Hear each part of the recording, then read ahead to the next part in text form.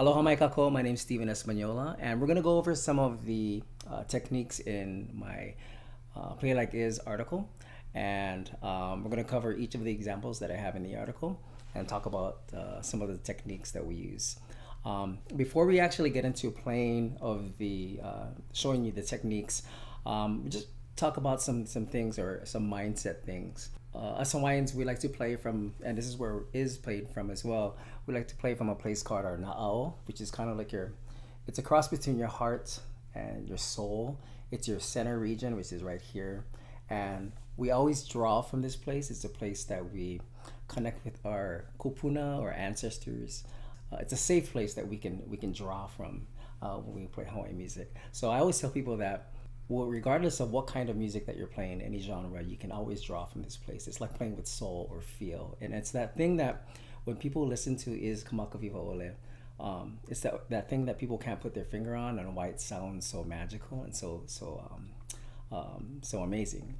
So always draw from this place. For everybody, it's going to be a little bit different. Some people, you can close your eyes and inwardly draw from that place, or just think about something that you love, and then hopefully that'll come across in the music.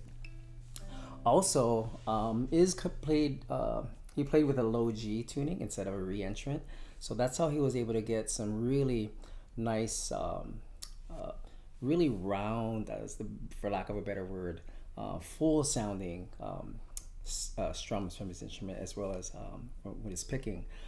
In this first example, an example one for Somewhere Over the Rainbow, we're going to cover the intro, and we're going to go over the strum. And it's a very, very simple strum. It's some people refer to it as an island strum or a calypso strum, and it's a modified version of that strum. So I'm just going to play it like a straight version of it, and then we're going to introduce the thumb. Okay, so it's a down, down, up, down, up, down, down, up, down, up, just with your index finger. Okay, just in C.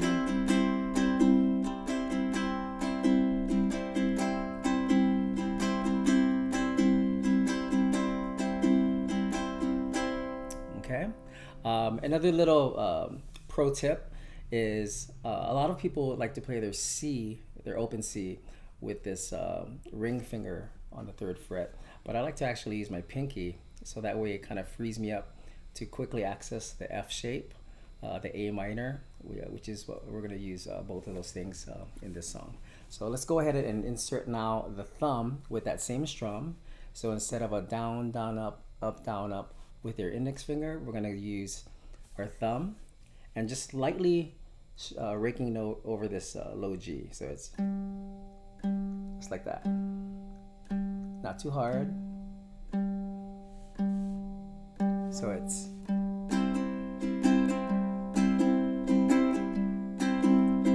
thumb, down, up, down, up.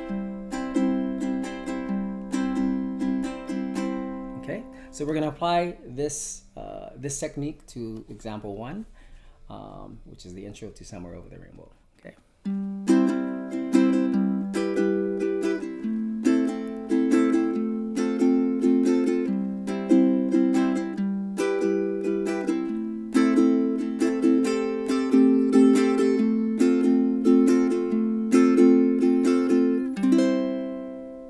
The next example is example two, also another intro from the Facing Future album, and this is arguably, well, it's my personal favorite from this album.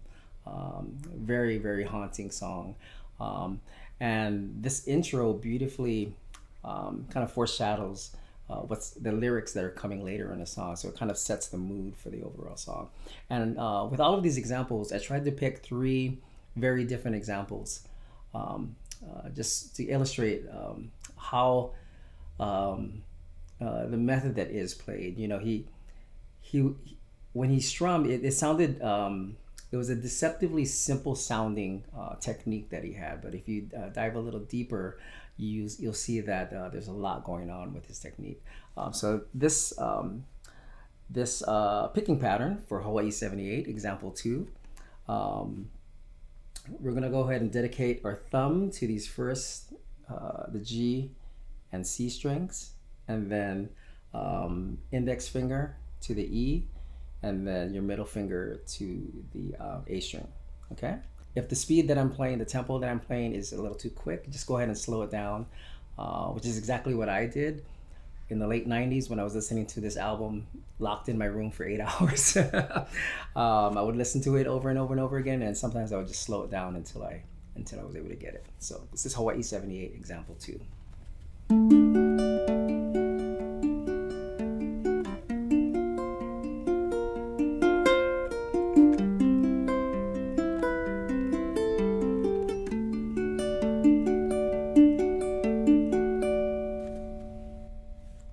All right, this third example, Panini Puakea, it's a deceptively simple sounding strum.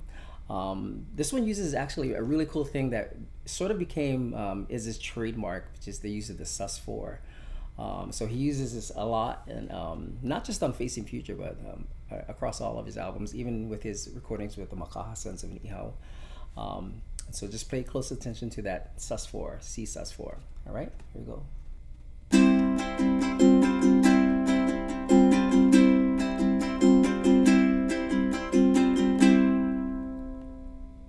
Mahalo nui for watching. Thanks for sticking it out with me. This album, Facing Future, was such a pivotal album in my life. It was inserted into my life at a time when I was really seeking out music. I was switching genres. I was coming from a world of alternative rock music, and trying to find a way to reconnect with my Hawaiian roots. And this album came out at just the right time. Every single song was amazing on it. I hadn't heard anything like it before. And so I would just pop it onto the CD player in my room, lock myself in the room for 8 hours, and just kind of, learn everything about this amazing CD. A lot of things we can learn by just emulating our favorite artists, like is Kamakawiwa Ole, trying to find that magic. It helps us to grow as artists ourselves. So I would encourage people to at first, if you like a particular style, try to mimic and emulate that style, and then eventually, you'll start to get a sense of what your own style and your own signature is.